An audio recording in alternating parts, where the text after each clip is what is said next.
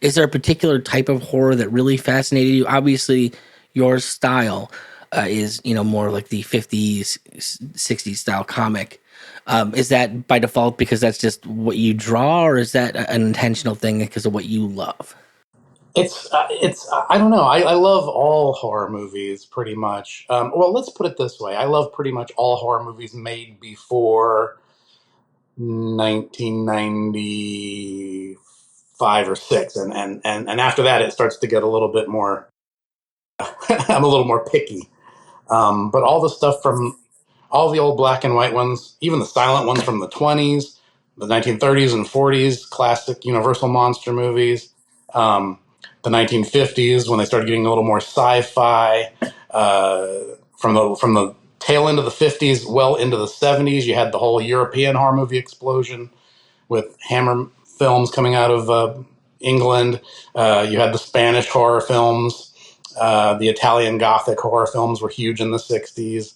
That's a whole subcategory that I've gotten really obsessed with in the past several years because there's been a lot of these Blu-ray companies that have come out, like boutique Blu-ray companies that release all these really obscure, weird foreign horror films, many of them, which weren't even available in the video store when I was a kid growing up in the 80s, so it's been an opportunity to see a lot of those, and there's so many hidden treasures in that whole subgenre of the European horror films. So I've become very obsessed with those over the past decade or so.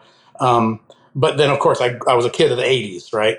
I was like 10 in 1982, the year of Creep Show and Friday the 13th Part 3. And so yeah, it was a great year for movies. So I got to grow up as a teenager all through the whole slasher movie era, and with again video stores booming at that time, and we had some really great little hole in the wall video stores in my hometown where they had the weird stuff too.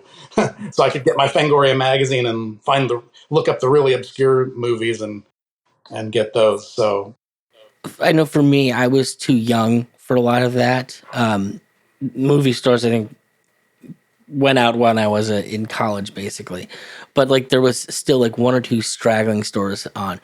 Where I grew up was too small to have that kind of video store. But when I went to college, I had the guy who has the one room in the back with all the really weird stuff.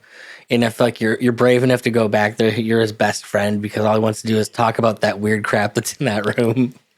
And I don't know, it's an experience because I don't know, because horror is something that it's just either you like it or you don't. When you find someone that's like just genuinely interested in it, it's like, oh my god, we have so many things, so many questions I want to ask you because I think about this stuff all the time by myself, but I never get to ask anybody because nobody cares. yeah, and I mean, I have to say, being a younger kid at the tail end of the 70s, that was like a golden age for like big hardcover books full of like pictures of the old movies, with all this behind the scenes text and everything, which I've got a lot of those books on my shelf right behind my head here because I've collected them off of eBay over the years, but they were in my elementary school library. And I would check them out over and over again and learn. So I was fascinated to learn about all these horror movies I hadn't seen.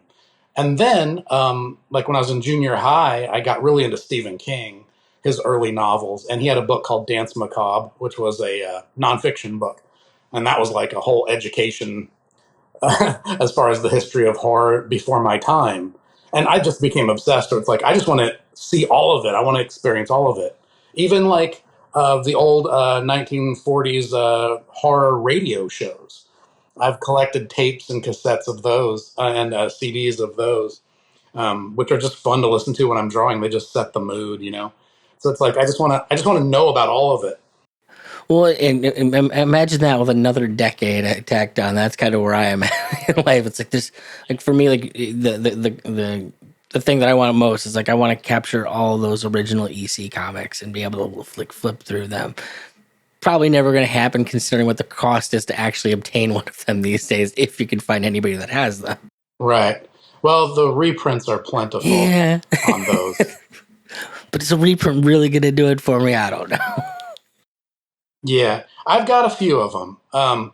There was a phase of time where I was working in animation, doing really good, and I could, I was finally had a grown-up job, and then I could afford it, and it was a time when there was no interest in pre-code horror comics.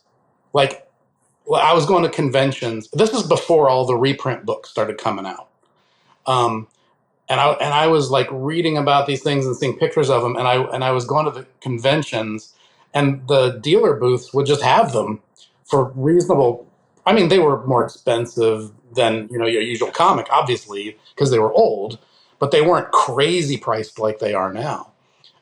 Because there were no reprints, so nobody except weird horror movie, yeah, nobody except weird monster fans really knew they even existed, right?